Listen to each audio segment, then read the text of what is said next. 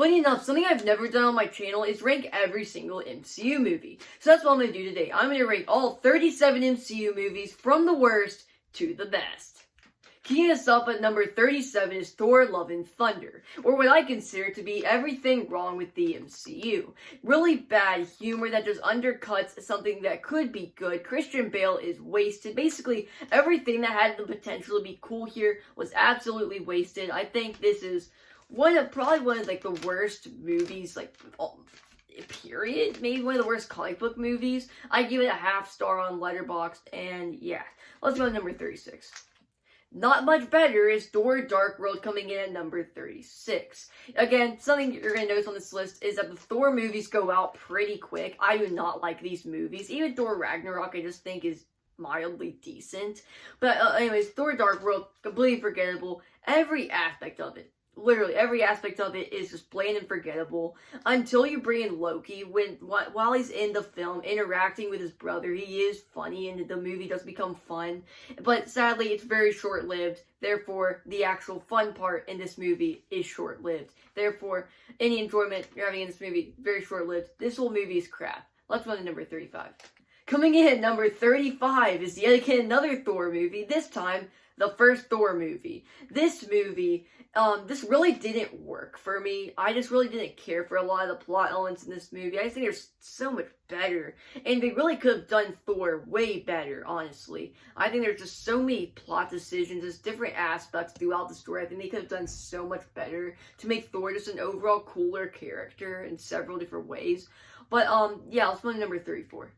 Coming in at number 34 is Captain Marvel. Okay, so you have this superpowered character. Basically, nobody can stand their way as a physical opponent. So what do you have to do to bring up an opponent against Captain Marvel? Make it an emotional opponent, okay? But here's the thing. This movie fails at that completely. Just making it a complete joke. Literally, where Captain Marvel punches our main antagonist into a wall, played as a joke, and then it's over. That is lame. Basically, the only thing I think is mildly cool about this movie is just the 80s setting, because we've never seen the MCU. Okay, so we saw the MCU in the 40s, now we've seen it in the futuristic 60s, and then here we see it in the 80s. I mean, that's pretty cool, but really, that's about it. Just the novelty of seeing the MCU in that time period.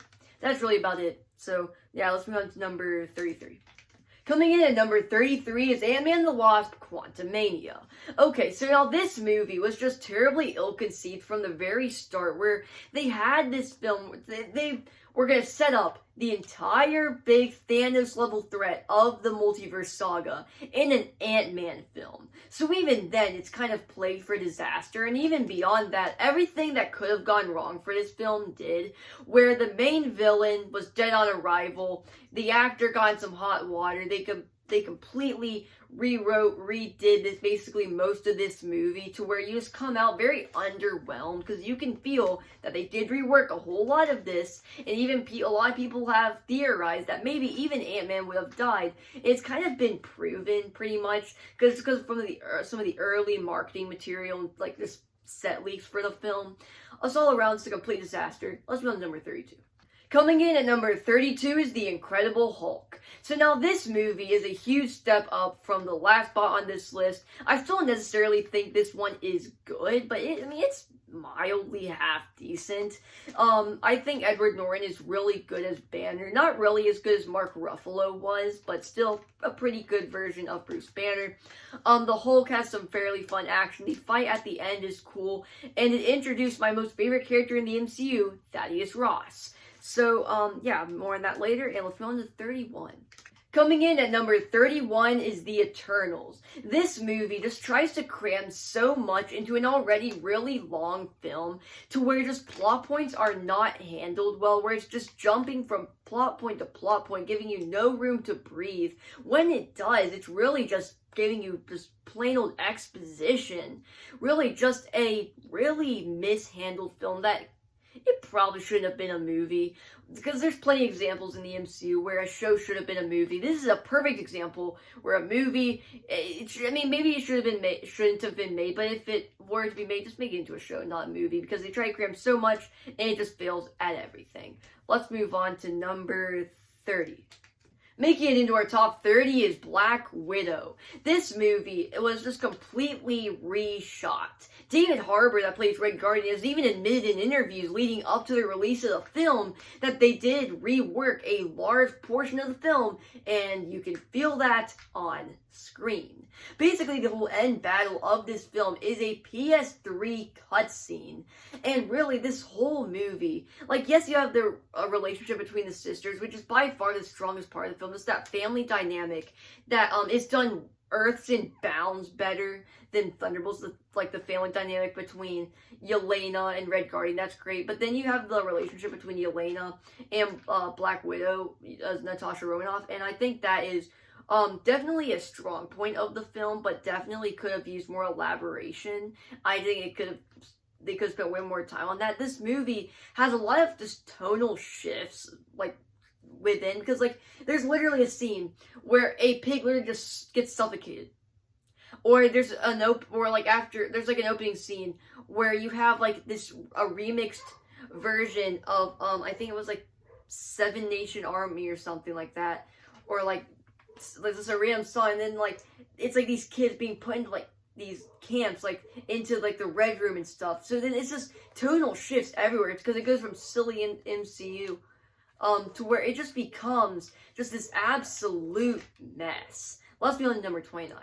Coming in at number 29 is The Marvels. Now, from here on, I really like these movies. From, like, number 29 on, I really like them. I really like The Marvels for a lot of reasons. I think the relationships between our three main leads is really good. Kamala Khan is by far the standout character in this film, which is really what most people said. The weakest part is probably Captain Marvel herself, Brie Larson. There's some things that don't work. It really does swing for the fences for a lot of different things, where it's like going to this one planet where everybody can only talk in song. It's just super obnoxious. And then they just abandon it immediately, being like, fine, we'll talk to you in English, whatever. So then, but then there is some cool action with the three characters using their powers. But, yeah, let's move on to number 28. So now coming in at number 28 is Black Panther, Wakanda Forever. And now, really, this is just an unfortunate case of circumstance, whereas you have Ryan Coogler, who was making this film with Chadwick Boseman in mind, and then he sadly passed away, just leaving Ryan Coogler to have to pick up the scraps of this story, and number one, pay respects to Chadwick Boseman, and number two, just carry on this story. And I think he did really well with what he was given, but it does feel a little bit overstuffed at times, but I still do love how they did pay respects to Chadwick Boseman, and how it was a very kind of sentimental film where it needed to be. Let's move on to number 27. So coming in at number 27 is Ant-Man and the Wasp. Just a grounded story that leads directly into Avengers Endgame. There's nothing wrong with a grounded MCU movie. In fact, that's a bit refreshing, especially when it came out between two big Avengers movies. You just have this grounded little film that is really nice, very refreshing, and Walton Goggins is always welcome in any movie, in my opinion. The action is cool, and the funny thing is, Ant-Man and the Wasp: Quantumania was so bad, it really made us forget just how good the first two Ant-Man films were. And, yeah, so just a grounded movie, nothing too special, but just a good bunch of fun. Let's see on to number 26. Coming in at number 26 is Doctor Strange. Not Doctor Strange in the Multiverse of Madness, the first Doctor Strange. And now, I really like this movie. A lot of people are very mixed on it, and now, I just like how this is a much more serious take on the MCU for like an origin story type film, where he is this very arrogant person, and over time, he loses the one thing that he was extremely skilled at, which was, well, he was a surgeon, and his hands were injured, so he was basically screwed.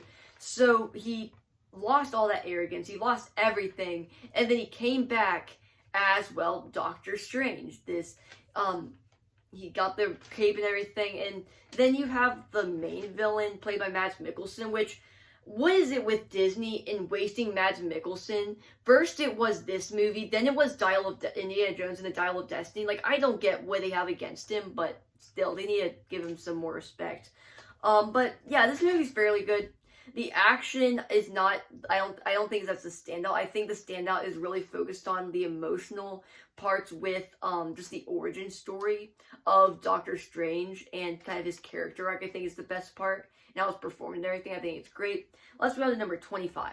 So coming in at number 25, finishing off the Thor movies for this list is Thor Ragnarok. So this throws out everything that didn't work about the first two Thor films. Basically just how they were all just dark, bleak, unfun, uninteresting movies. Where they did have a lot of things that really didn't work about them. This movie just makes it very bright, very colorful, with great action, great humor, and it's all around. I think this works in every way that those two first failed. But then Love and Thunder messed it all up. But hey, we're past that now. Let's move on to number 24. Coming in at number 24 is Ant-Man. This movie is just a lot of fun, showing Ant-Man's abilities, and even before that, even at the core of this film, it is just a really fun heist movie. And now the funny thing about this movie is that there was basically a whole nother version of this film that didn't end up getting made before they ended up taking a really hard pivot over to what we ended up getting. And I don't think what we ended up getting was bad. Actually, I think it was great. Again, it almost makes it into our top 20. But, nonetheless, there is a whole nother version of this film out there that just never ended up getting made. But for what it was, we got really great, just really cool, effects, seeing Ant-Man use abilities, while also getting a really good heist film. Best of both worlds. Let's move on to number 23. Coming in at number 23 is Guardians of the Galaxy Volume 3. So now, I think this movie is great. I think it's the perfect end to the Guardians. But here's the thing. This movie is so overrated. I went into this film thinking this could be, top tier MCU. This could be, top 3, top 5, something like that. No. Just no. Okay, the Guardians are cool. I love the Guardians of the Galaxy. But, it's nice. It doesn't top the first two. Okay, it's a good send-off. But there's also a lot of stuff in here that I just found to be okay. Honestly, I think it's great. It's just a little overrated. Let's go on to number 22.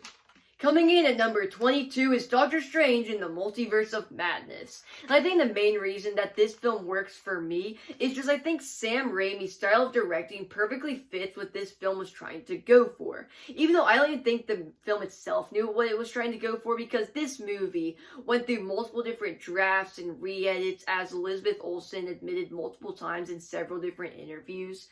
Still, I think it all came together to be great. Speaking of Elizabeth Olsen, I actually think she's the best part of this movie. Just her arc carrying over from WandaVision, I think, was amazing. And then you have the final battle where you have zombie Doctor Strange, which is awesome, in my opinion. I think a lot of the action sequences are just an upgrade from that first Doctor Strange movie. And it's overall, I think this movie's great. Let's move on to number 21.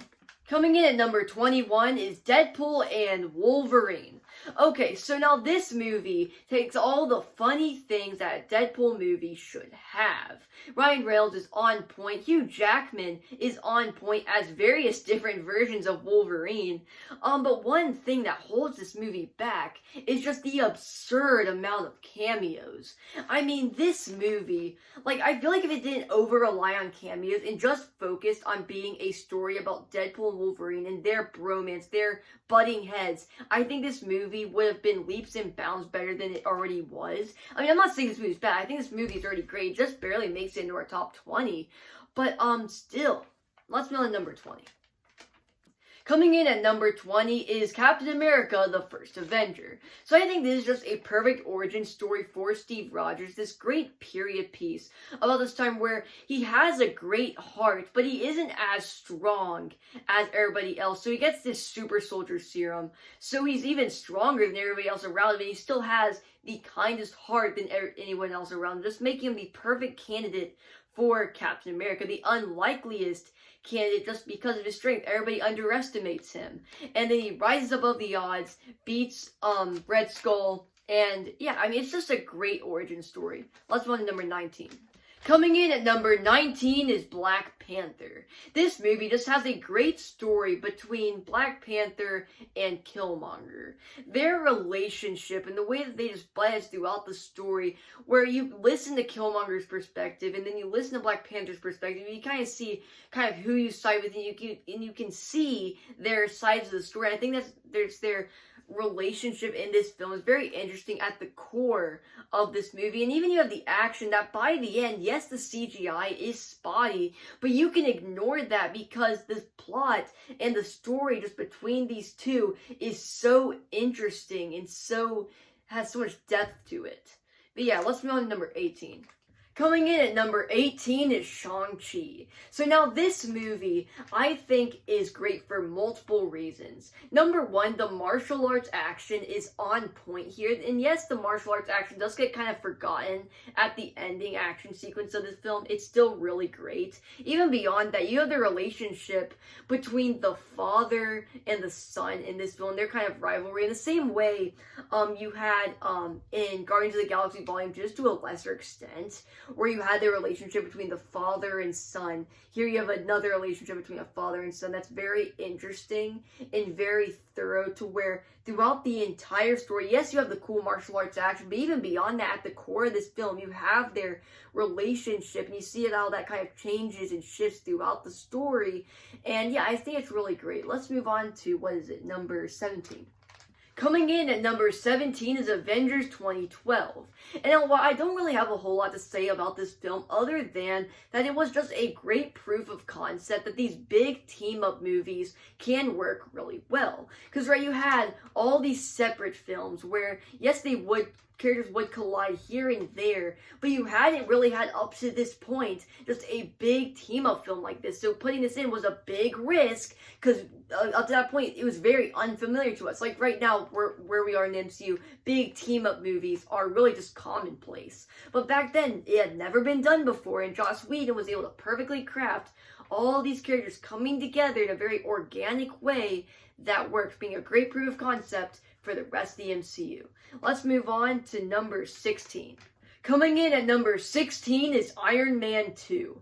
So now I just absolutely love this film.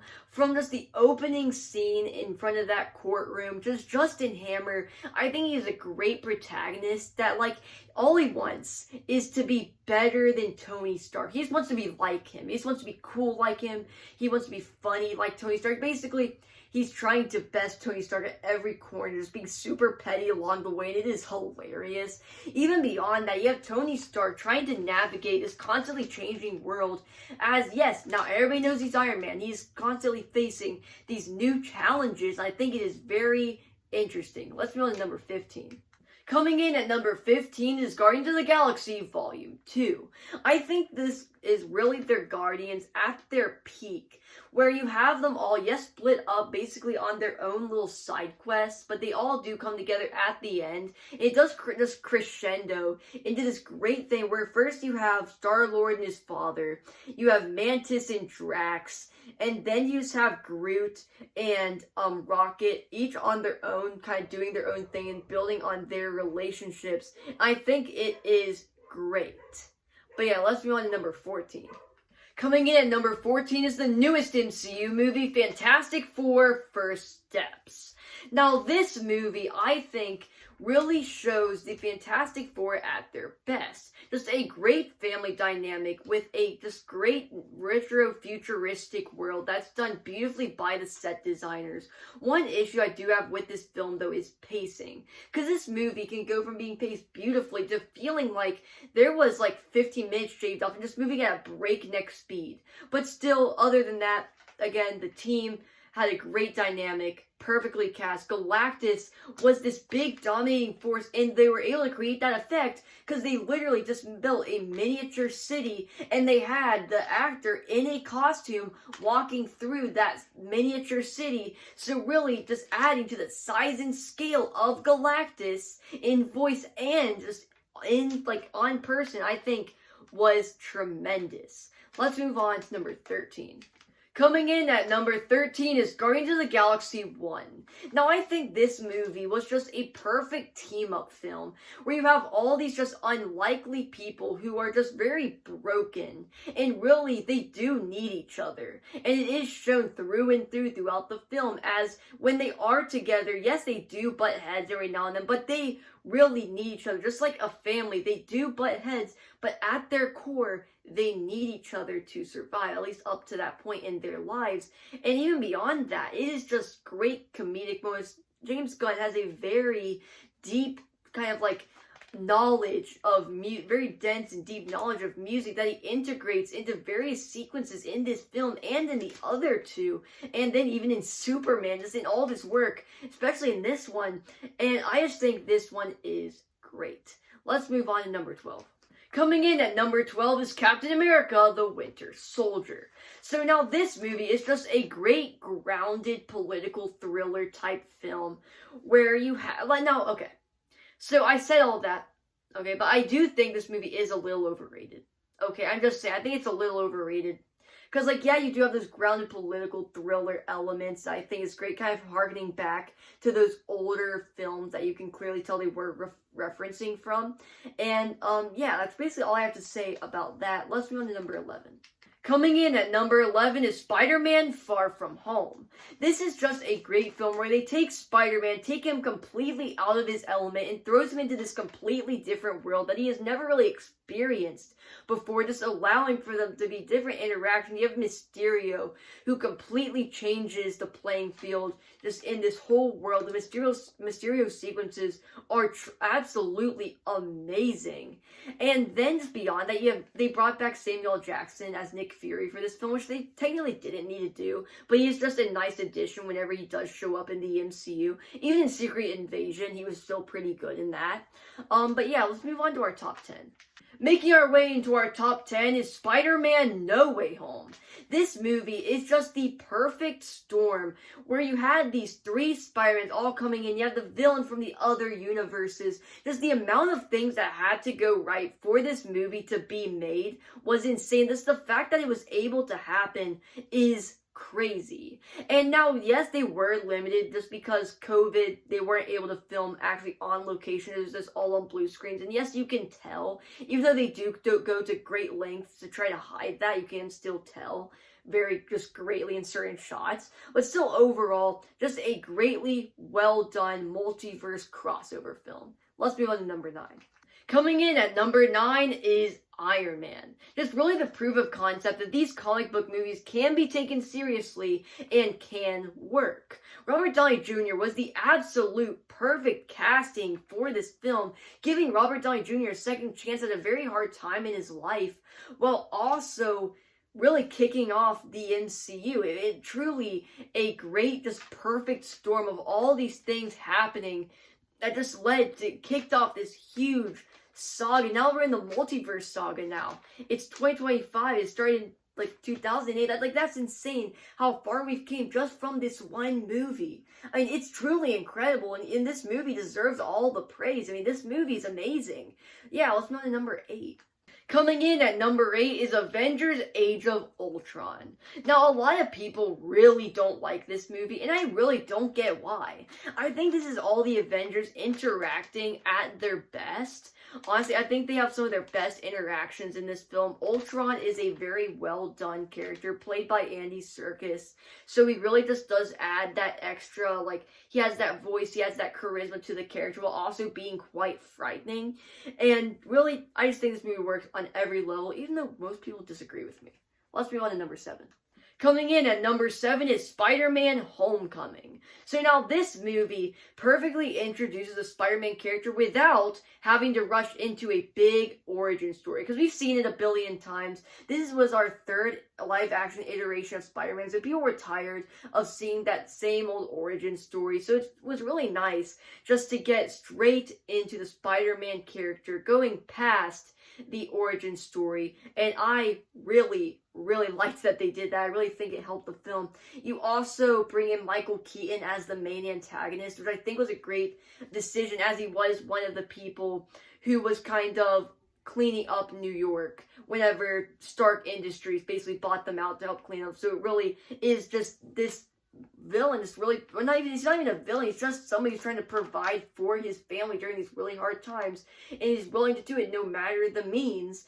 And so you have this antagonist who really is not just a straight up bad guy, he is also somebody who you can look at and sympathize for, while also seeing why Spider-Man needs to stop him. So I think that is really interesting, and yeah, just a great Spider-Man film. It's a great Marvel movie. Let's move on to number 6.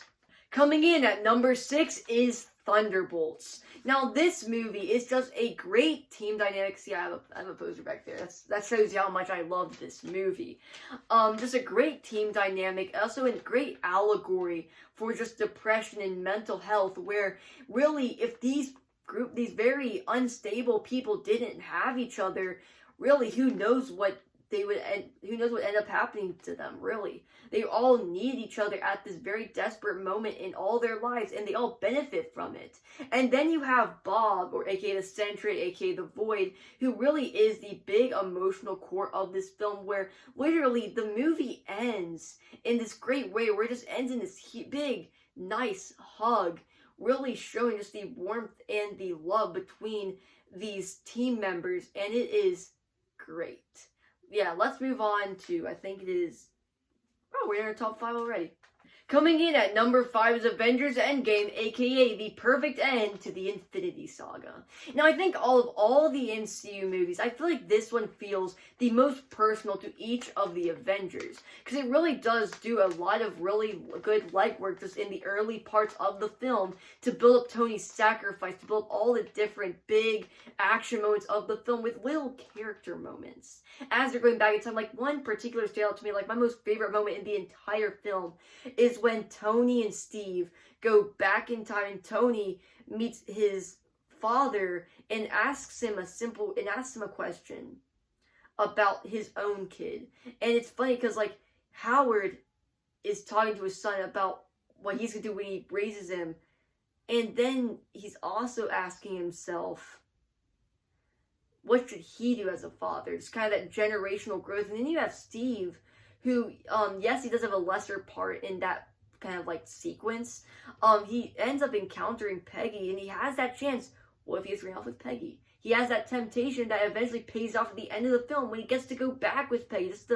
I think this is by far the most personal of the MCU movies, and I think it perfectly comes in number 5. Let's move to number 4 though.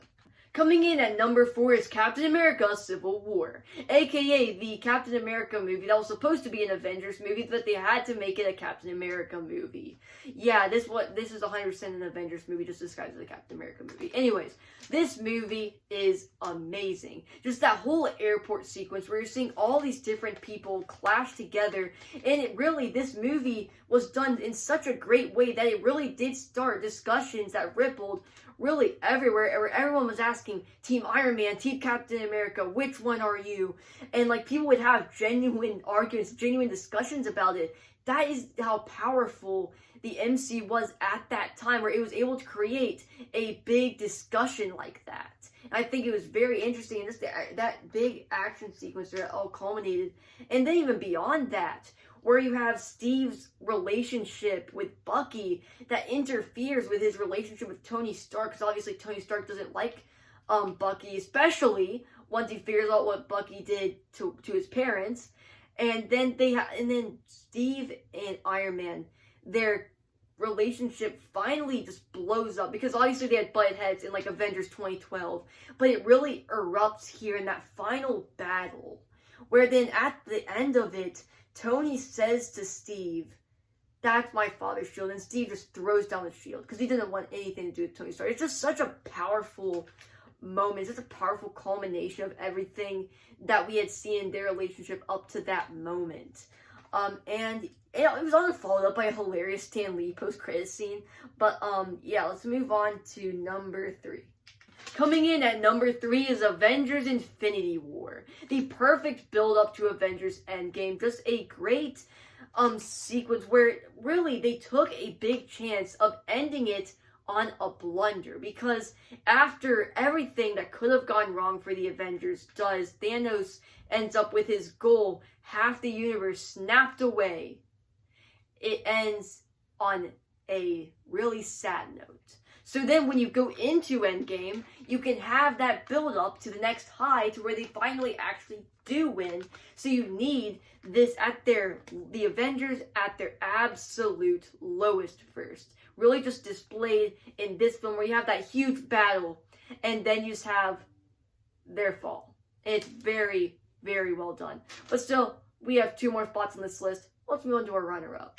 Coming in at number 2 is Iron Man 3. So the one thing I love about this film is how it is a great, just kind of character study of Tony Stark. Like, if the second one wasn't already, you have this third film where it really is exploring Tony when he really is up against really everything. His PTSD from the Battle of New York, these terrorists who are going to stop to nothing to get to Tony, where he basically has to just go to Home Depot. Again, he's back to square one, unlike where he was in Iron Man 2, and then he just has to rebuild everything and get back at these terrorists like he did in the first film, just in a completely different way. Except it's just the Mandarin, and they have superpowers this time, and it's really cool. And it also takes place during Christmas, so I always turn this on during Christmas. It's a great Christmas movie for me. It's like great, it's a little warm movie I like to watch during Christmas, and just all around, it's a great character study of my second most favorite MCU character. That's about it. Let's move on to number 1. So to give you an idea of how big the jump between 2 and 1 is on this list, before I give you what my number 1 pick is, number 2 isn't even close to being one of my most favorite movies of all time, but number 1 is my 3rd most favorite movie of all time. And coming in at number 1 is Captain America: Brave New World. The hate for this movie is absolutely ridiculous. Julius Ona sat out to make this grounded political thriller type theme where they have all these paranoia aspects shown in the cinematography and the soundtrack and the performances, and it really is done greatly. You have Harrison Ford, who unfortunately, the original actor for Thaddeus Ross passed away, so they recast him with Harrison Ford, and I think Harrison Ford is a perfect choice for this role. He gives a great emotional performance as you're watching this person, as he has all these emotions he's trying to push down, as he's trying to win back the respect of his daughter, and then he's just trying to push down all this anger. He's trying to be a better person, but he can't outrun it forever, and at the end, it all just bubbles up, and he ends up hulking out, and then the whole action sequence is great. You have the action sequence over the Indian Ocean, which is amazing. You have the cinematography, which I think is so underappreciated. I'll probably put some pictures of the cinematography up somewhere. And then, if you go on the Blu-ray actually, which I actually have right here. If you go into the Blu-ray, there's actually a commentary where you can hear actually from the cinematographer about some of his decisions for the film. And I think one big standout from this movie was the when they're on the battleship, and Ross and Sam and Captain Ross go into this room, and Sam starts questioning Ross to death, and then Ross just explodes, and Harrison Ford gives this great performance as he is just yelling about how everything's just coming up to the surface. And I'm not even sure how he didn't Hulk out then, because he was mad, but then he turns and starts quivering, and because really up to that moment you haven't seen Ross that emotionally vulnerable before. And that's just my most favorite moment from that movie. I think it's an incredible just moment in general, in the MCU, and just a great movie moment. And then, so just from the action, from the cinematography, everything I thought was great. So that is my ranking of every single MCU film. What do you think? Did you guys agree with me? Did you agree with me? What did you think? Give me your ranking down below in the comment section. And yeah, goodbye.